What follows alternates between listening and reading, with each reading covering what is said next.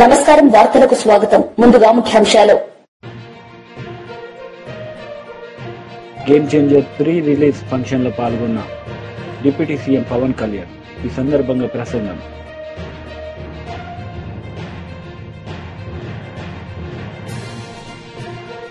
మాజీ మంత్రి Gudivada Amarnath press meet, పలు అంశాలపై వివరణ.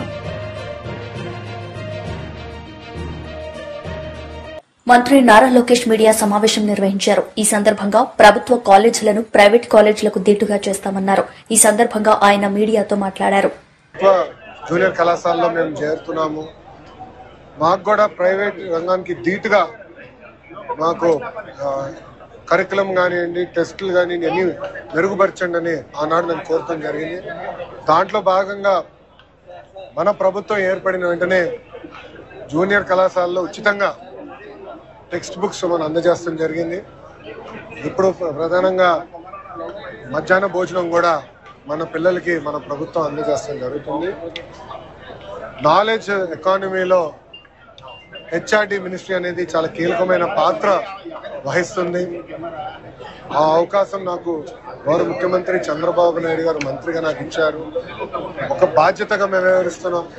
కేజీ నుంచి పీజీ వరకు విద్యను ఎట్లా బలోపేతం చేయాలి, కొత్త సంస్కరణలు ఎట్లా తీసుకురావాలి, ఇతర రాష్ట్రాల్లో ఇతర దేశాల్లో ఎలాంటి కరికులం పాటిస్తున్నారో దాన్ని ఎట్లా చేయాలని దాంతో కూడా అనేక చర్చలు జరిగినాయి. అదేవిధంగా యూనియన్లతో కూడా మేము మీటింగ్లు పెట్టుకుంటాం జరుగుతుంది. గత ప్రభుత్వం లాగా ఏకపక్ష నిర్ణయాలు మేము తీసుకోవట్లేదు. అందరితో చర్చిస్తున్నాం, ఉపాధ్యాయులతో మాట్లాడుతున్నాం, తల్లిదండ్రులతో మాట్లాడుతున్నాం, విద్యార్థులతో మాట్లాడుతున్నాం. వాళ్ళకి ఏం కావాలో తెలుసుకున్న తర్వాతనే నిర్ణయాలు తీసుకుంటాం జరుగుతుంది. గత 6 నెలలుగా మీరు కూడా చూశారు. నేను ఇక్కడ ఫీల్డ్కి వెళ్తే కూడా సర్ప్రైజ్ విజిట్స్గా ప్రభుత్వ పాఠశాలలు కానివ్వండి, అటు లైబ్రరీలు కానివ్వండి వెళ్తాం జరుగుతుంది. అక్కడ విద్యార్థులు ఎదుర్కొన్న సమస్యలు ఏంటి, ఉపాధ్యాయులు ఎదుర్కొన్న సమస్యలు ఏంటి, ఏం చేస్తే బాగుంటుందని దానిపైన కూడా కలిసికట్టుగా మేము చర్చిస్తున్నాం. దాంట్లో భాగంగా Andhra model of school education తీసుకురావాలని నిర్ణయం తీసుకున్నాం. ఆ మోడల్ అంతా ఇప్పుడు రెడీ అయింది. త్వరలోనే ప్రజల ముందల్లో కూడా పెడతాం. టీచర్ ట్రాన్స్ఫర్ యాక్ట్ దగ్గర నుంచి హైయర్ ఎడ్యుకేషన్ కమిషనరేట్ పాత్ర ఏంటి, యాప్షీ కరికులం ఎలా బలోపేతం చేయాలి, హైయర్ ఎడ్యుకేషన్ కరికులం ఎలా బలోపేతం చేయాలనే దానిపైన కూడా సుదీర్ఘంగా చర్చించి ఇవన్నీ అమలు చేసే బాధ్యత మేము తీసుకుంటాం.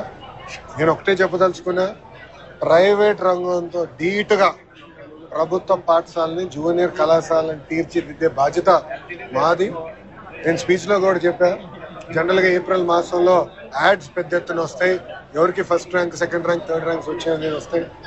అట్లా వచ్చే, ఎందుకంటే ఇప్పుడు సమయం మాకు తక్కువ ఉంది. ఆటోమేటిక్గా రిజల్ట్స్ ఇంప్రూవ్ అవుతాయని నేను భావిస్తాను. అంతేకాకుండా వచ్చే సంవత్సరం నుంచి వాళ్ళతో ధీటుగా పనిచేసి ప్రభుత్వ జూనియర్ కళాశాలని బలోపేతం చేసే బాధ్యత మన ప్రభుత్వం తీసుకుంది. ఇప్పుడు మీకు ఏమైనా ప్రశ్న ఉంటే దానికి సమాధానం చెప్పిన అదే వచ్చే సంవత్సరం నుంచి పాఠశాలలు ప్రారంభించే ముందర తల్లికి వందనం అనే కార్యక్రమం అమలు చేస్తాం. పాఠశాలలు ప్రారంభమయ్యే లోపల తప్పనిసరిగా తల్లికి వందనం అనే డబ్బులు మేము తల్లికి అందజేస్తాం. ఈ జగన్మోహన్ రెడ్డి నుంచి ప్రజల్లోనే ఉంటాను అని చెప్పి కొంచెం ఆయన ప్రజల్లో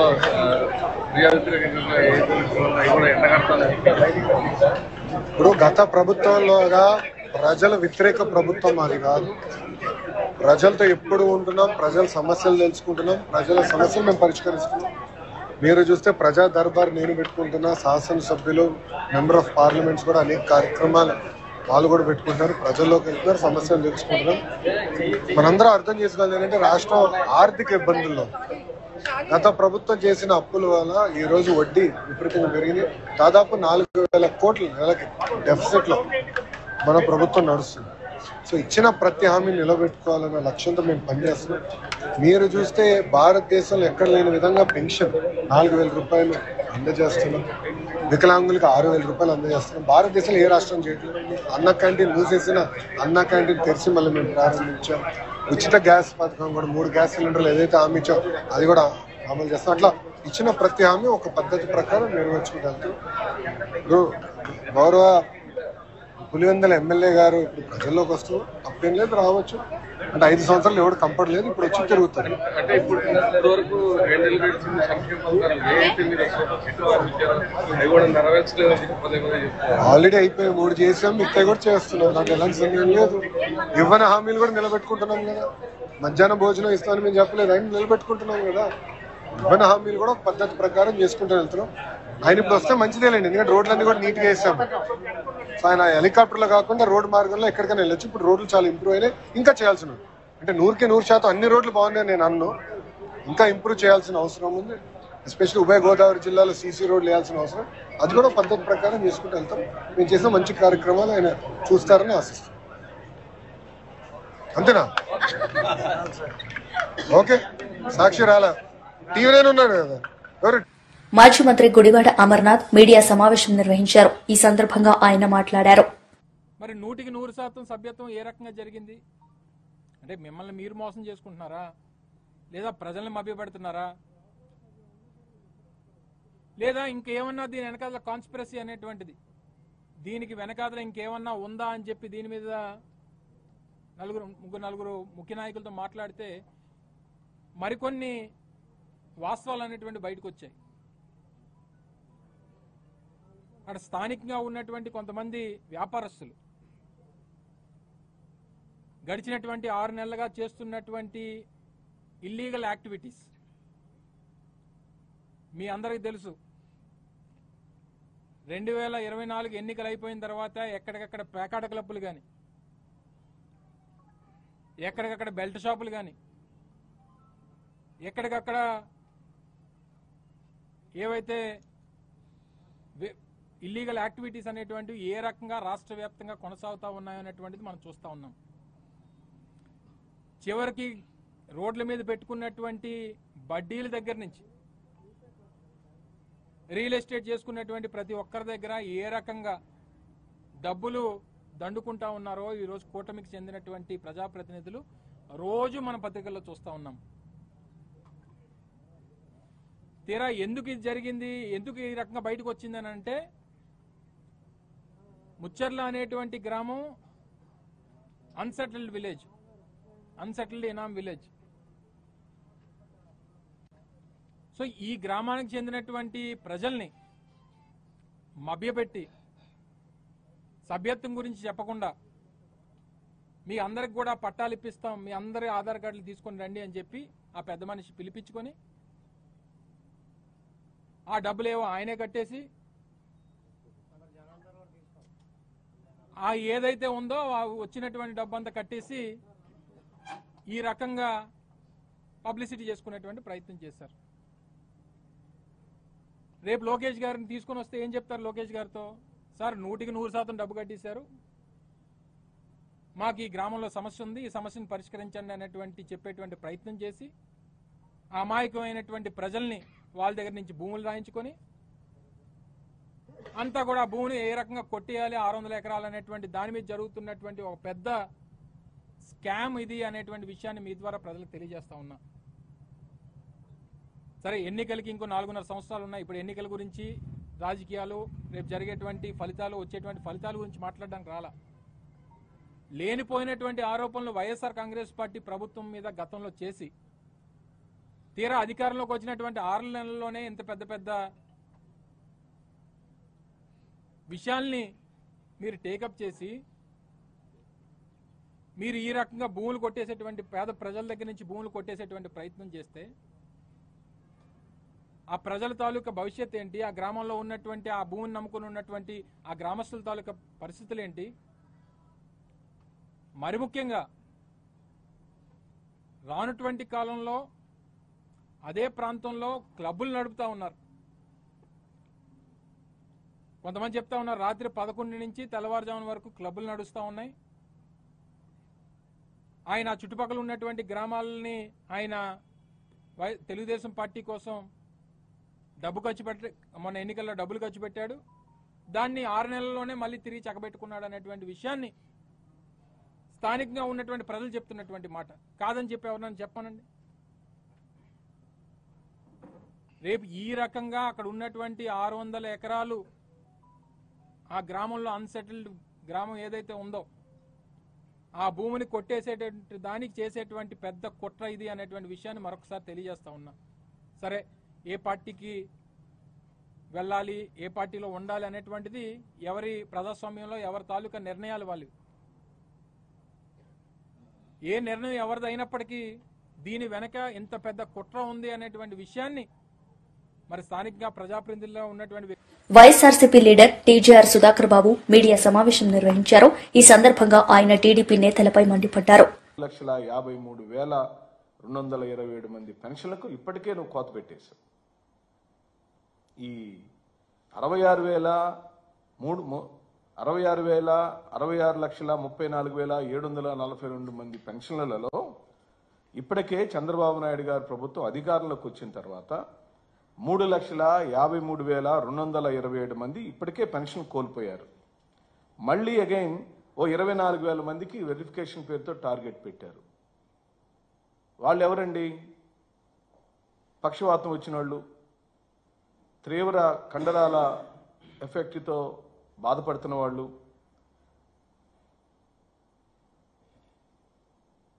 ఇలాంటి వాళ్ళందరికీ ఇప్పుడు వైద్య బృందాలను పంపించి ఒక్కొక్క బృందంలో 10 మందిని 20 మందిని డాక్టర్లను పెట్టి వాళ్ళ ద్వారా వెరిఫికేషన్ చేయించి డిస్క్వాలిఫై చేయించడానికి కావాల్సిన అన్ని ఏర్పాట్లు చేసేసారు. మనమేం దీంట్లో పెద్ద ఆశ్చర్యపడబడక లేదు. ఆ 24,000 మంది కూడా పెన్షన్లు తొలగించే కార్యక్రమం జరుగుతుంది. ఏ ప్రభుత్వమైనా ఇవ్వటానికి మెకానిజం ఏర్పాటు చేస్తుంది. ఉదాహరణకు చంద్రబాబు నాయుడు గారు ఆ రోజు ఆయన పెట్టిన ప్రామాణికాలలో చంద్రబాబు నాయుడు అధికారంలోకి వచ్చే రోజుకి ఈ రాష్ట్రంలో ఉన్న మొత్తం పెన్షన్ల యొక్క సంఖ్య, మిత్రులారా బాగా గమనించండి, 2019 చంద్రబాబు నాయుడు దిగిపోయి జగన్మోహన్ రెడ్డి గారి రాష్ట్ర ముఖ్యమంత్రి అయ్యే నాటికి ఇంచుమించుగా 39,000 పెన్షన్లు ఉండేవి. 39 లక్షల పెన్షన్లు ఉండేవి ఈ రాష్ట్రంలో. 39 లక్షల పెన్షన్, అన్ని పెన్షన్లు కలిపి. జగన్మోహన్ రెడ్డి గారు దిగిపోయే సమయానికి 65 లక్షల పెన్షన్లు వచ్చినాయి. 5 సంవత్సరాల కాలంలో పెరుగుతూ వచ్చినాయి. కొంతమంది చనిపోయి ఉంటారు. చనిపోయిన వాళ్ళల్లో మళ్ళీ తిరిగి కొత్త వాళ్ళు పెన్షన్లు శాంక్షన్ చేసుకునే కార్యక్రమం జరిగితే ఇది ఎలా జరిగింది? ఇది ఏంటి? ఈ 39 లక్షల మంది 5 సంవత్సరాల్లోనే డబుల్ ఎలా అయ్యారు? చంద్రబాబు నాయుడు గారి ప్రభుత్వానికి వైఎస్ఆర్ కాంగ్రెస్ ప్రభుత్వానికి ఉన్న వ్యత్యాసం ఏమిటి? ఎందుకు అది జరిగిందంటే నేను సవివరంగా మీకు ఈ రోజున ఈ రాష్ట్ర ప్రజలకు మీ ద్వారా వివరించాలని అనుకుంటున్నాం. గత ప్రభుత్వంలో అనగా చంద్రబాబు నాయుడు 2019లో దిగిపోయే రోజుకి వయసు 65 సంవత్సరాలు వస్తే కానీ పెన్షన్ శాంక్షన్ చేసేవాళ్ళు కాదు. దాన్ని జగన్మోహన్ రెడ్డి గారు 60 సంవత్సరాలు కుదించారు. 65 సంవత్సరాలు వస్తే కానీ ముస్లిం ముతలకు పెన్షన్లు ఇచ్చే కార్యక్రమం చేస్తే జగన్మోహన్ రెడ్డి గారు 60 సంవత్సరాలకే దాన్ని తగ్గించారు. ఇన్కమ్ లిమిట్స్ వారి యొక్క కాలంలో 70,000 రూపాయలు ఉంటే 70,000 రూపాయలు ఉంటే పెన్షన్ రాదు, యాన్యువల్ ఇన్కమ్. దాన్ని జగన్మోహన్ రెడ్డి గారు వచ్చిన దగ్గర నుండి 1,20,000 రూపాయల వరకు పెంచారు. అలాగనే 2.5 ఎకరాల భూమి ఉంటే పెన్షన్ రాదు. దాన్ని జగన్మోహన్ రెడ్డి గారు 3 ఎకరాల వరకు పెంచగలిగారు. 12 కేటగరైజేషన్లలో చంద్రబాబు నాయుడు గారు ప్రభుత్వం ఉండినప్పుడు ఇవన్నీ గణాంకాలు వైఎస్ఆర్ కాంగ్రెస్ పార్టీ యొక్క సొంత కవిత్వాలు కాదు. ఇది గ్రామీణాభివృద్ధి శాఖ మరియు రూరల్ డెవలప్మెంట్ శాఖల యొక్క ఆధ్వర్యంలో గణాంకాల లెక్కలే నేను చెబుతున్నా. 12 కేటగరైజేషన్లు మాత్రమే ఆయన పెన్షన్లు ఇచ్చాడు. దానిలో హెల్త్ కేటగరైజేషన్ లేదు. జగన్మోహన్ రెడ్డి గారు అధికారంలోకి వచ్చిన తర్వాత దాన్ని హెల్త్ కేటగరైజేషన్ కూడా యాడ్ చేయడం జరిగింది. అలాగే పెన్షన్ని 1 లేదా 2 సార్లు మాత్రమే శాంక్షన్ చేసే ప్రక్రియ జరిగితే జగన్మోహన్ రెడ్డి గారి యొక్క కాలంలో, పరిపాలన కాలంలో 31 రోజులలో అప్లికేషన్ వచ్చిన వెంటనే శాంక్షన్ జరిగిపోవాలి. అంటే ఇవన్నీ రిఫార్మ్స్ చేశాడు. అంటే చంద్రబాబు నాయుడు గారేమో ఉన్న పెన్షన్లు తొలగిస్తుంటే, తొలగించడానికి మెకానిజం ఏర్పాటు చేస్తుంటే, తొలగించడానికి కావాల్సినటువంటి టెక్నికాలిటీస్ అన్నీ బాగా రుబ్బి మేధోమథనం చేసి ఒకటి పెన్షన్ తీసేయడానికి ఏమేం చేయొచ్చు అన్ని కార్యక్రమాలు జరుగుతుంటే జగన్మోహన్ రెడ్డి గారు మాత్రం దయతో జాలితో పెన్షన్ ఇవ్వటానికి ప్రయత్నం చేశాడు. ఇది గణనీయంగా జరిగిన మార్పులు. 6 నెలలకు ముందు, ఎలక్షన్కి 6 నెలలకు ముందు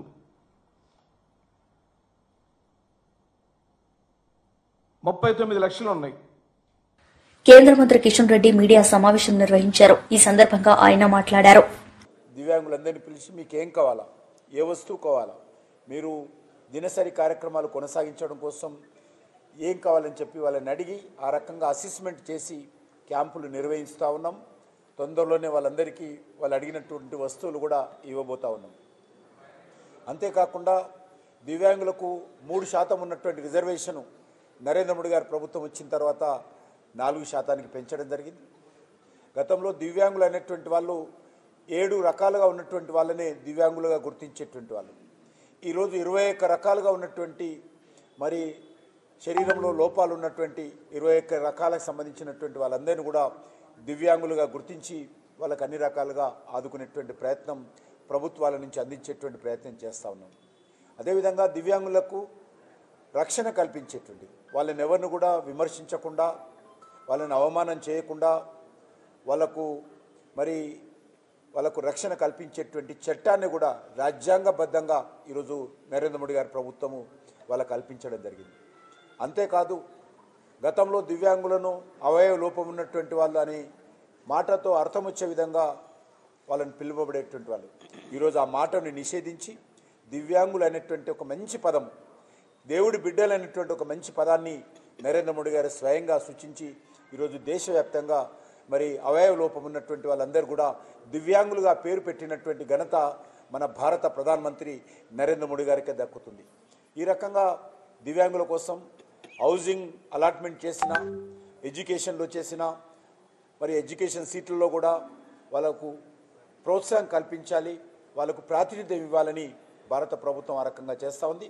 అంతేకాకుండా నరేంద్ర మోడీ గారు ప్రధానమంత్రి అయిన తర్వాత పారా ఒలింపిక్స్, దివ్యాంగులకు సంబంధించినటువంటి ఒలింపిక్స్లో ఈరోజు భారతదేశము అత్యధికమైనటువంటి పథకాలు సంపాదిస్తూ ఉంది. అదేవిధంగా ఇటీవల జరిగినటువంటి ప్యారిస్లో జరిగినటువంటి ఒలింపిక్స్లో 29 పథకాలు ఈరోజు దివ్యాంగులు తీసుకురావడం జరిగింది. జనరల్ ఒలింపిక్స్ కంటే ఎక్కువ భారతదేశం యొక్క గౌరవాన్ని, భారతదేశం యొక్క ఖ్యాతిని ఇన్మడింపచేస్తున్నది ఎవరు అంటే భారతదేశానికి సంబంధించి. సిరిసిల్ల బీఆర్ఎస్ నాయకులు, కార్యకర్తల సమావేశం మాజీ మంత్రి కేటీఆర్ పాల్గొన్నారు. ఈ సందర్భంగా ఆయన ప్రసంగించారు.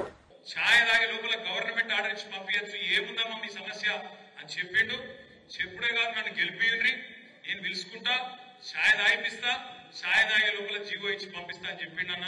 మరి ఆయన ఛాయ్ పత్తి దొరుకుతలేదా, పాలు దొరుకుతలేవా, నీళ్లు దొరుకుతలేవా, ఏం దొరుకుతలేదో మాకు అర్థం కాక టెంట్ వేసుకొని కూర్చున్నాం అన్నది. ఛాయ్ పత్తు మరి చక్కెరను అదేదో లేకపోతే మనం పంపిస్తాం. 22,000 మంది వాళ్ళు ఎదురు చూస్తారు. ఆడబిడ్డలకు చెప్పిండు, కేసీఆర్ ₹1,00,000 ఇస్తాడు, నేను తులం బంగారం ఇస్తాను. ఇప్పుడు బంగారం చేపలు దిగుతలేరు, అయినా పుడతలేదా బంగారం, తులం బంగారం దొరకలేదా? సంవత్సరం అయిపోయి ఎన్ని లెక్కలైనా 4-5 లక్షల పెళ్లిలైనాయి. ఒక్కలకన్నా నచ్చిందా?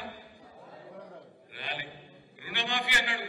నేను ముఖ్యమంత్రిని అడుగుతున్నా, మళ్ళొక్కసారి వేదికగా అడుగుతున్నా, నిన్న చెప్పినా మళ్ళీ చెప్తున్నా.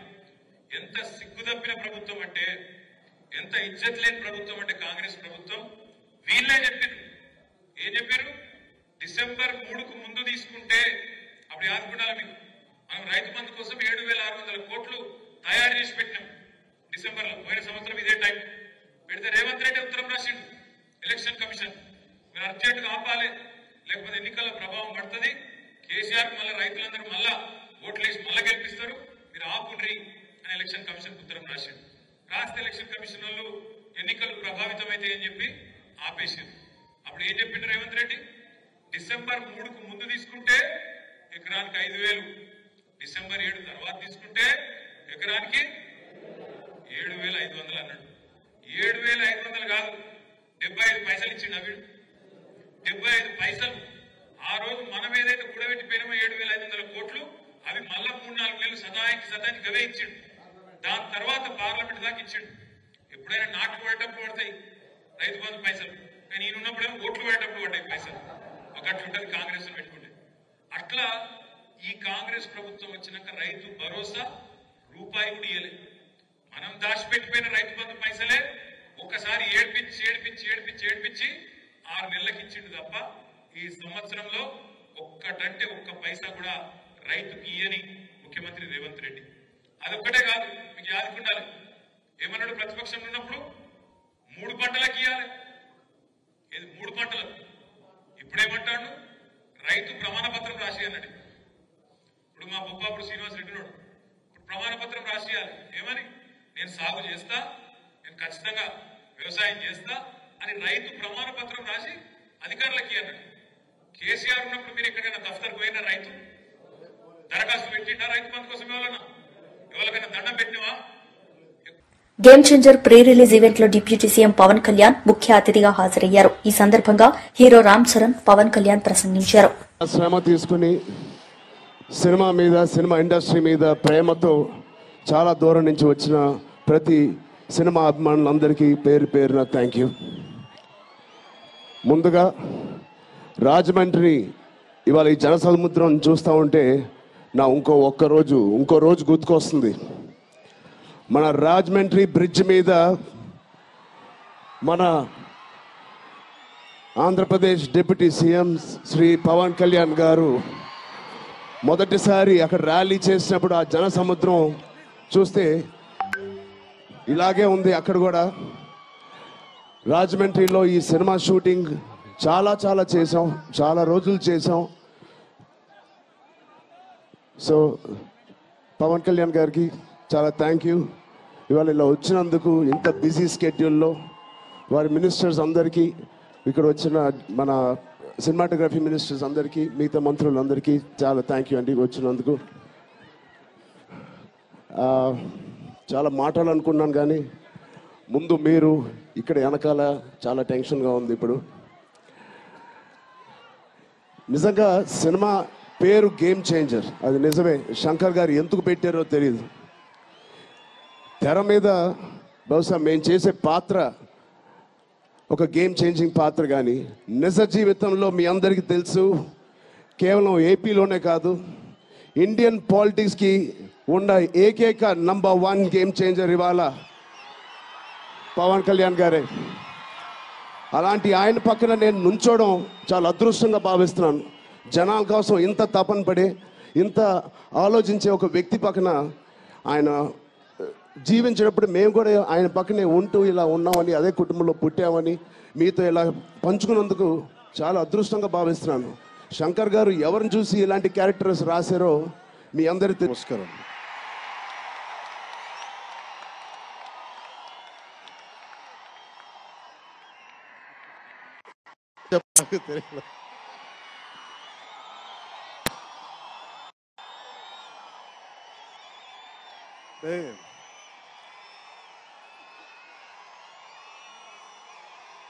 ఎక్కడి నుంచి వచ్చామో మర్చిపోకూడదు కదా. రఘుపతి వెంకయ్య నాయుడు గారిని మర్చిపోలేం, ఒక దాదాసాహెబ్ ఫాల్కేని మర్చిపోలేం, ఒక రాజ్ కపూర్ని మర్చిపోలేం, సత్యజిత్ని మర్చిపోలేం, షోలే తీసిన సిప్పిల్ని మర్చిపోలేం, తెలుగు సినిమాలని ఖ్యాతి నిలబెట్టిన నాగిరెడ్డి గారిని మర్చిపోలేం, బిఎన్ రెడ్డి గారిని మర్చిపోలేం, గూడవల్లి రామబ్రహ్మం గారిని మర్చిపోలేం. ఈ రోజున ఇంతమంది వేదిక పైన శంకర్ గారు లాంటి నిష్ణాతులు మహానుభావులు ఉన్నారు అంటే, సూర్య గారు లాంటి నటుడు దర్శకులు ఉన్నారంటే మేము మూలాలు మర్చిపోకూడదు. తెలుగు చిత్ర పరిశ్రమ పెద్దలందరికీ గుర్తు చేసుకుంటూ, తెలుగు జాతికి పేరు తెచ్చిన ఎన్టీ రామారావు గారికి మనస్ఫూర్తిగా ఆయనని గుండె లోతుల్లోంచి ఆయనకి స్మరించుకుంటూ, అలాగే పవన్ కళ్యాణ్ ఉన్నా, రామ్ చరణ్ ఉన్నా, ఏ హీరోలు ఉన్నా కానీ దానికి మూలం మెగాస్టార్ చిరంజీవి గారు. మీరందరూ గేమ్ చేంజర్ అనొచ్చు, ఓజీ అనొచ్చు, ఆ మూలాలు ఎక్కడో మారుమూల ఒక చిన్న పల్లెటూరులో కుగ్రామంలో, మొగల్తూరు అనే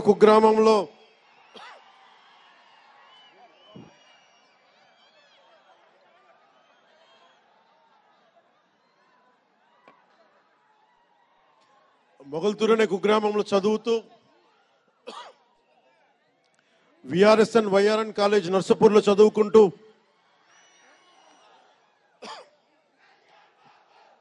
ఇవన్నీ ఇలాంటిదే మీరు అనాలంటే ఆద్యుడు ఆయనే. మీరు ఈరోజు కళ్యాణ్ బాబు అనండి, ఓజీ అనండి, డిప్యూటీ సీఎం అనండి, ఏదన్నా ఆయనే ఆద్యులు.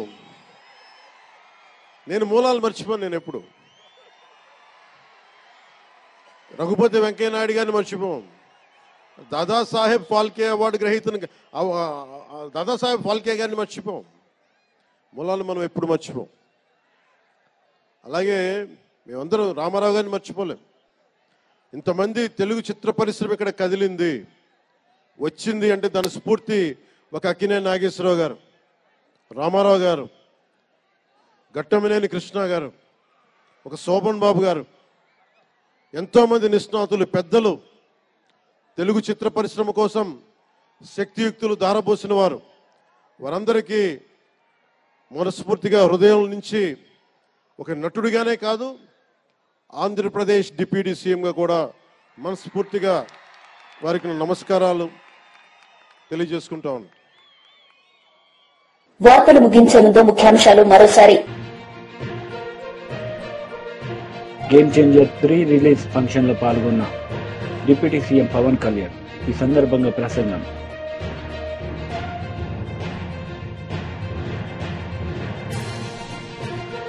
మాజీ మంత్రి గుడివాడ అమర్నాథ్ ప్రెస్ మీట్, పలు అంశాలపై వివరణ.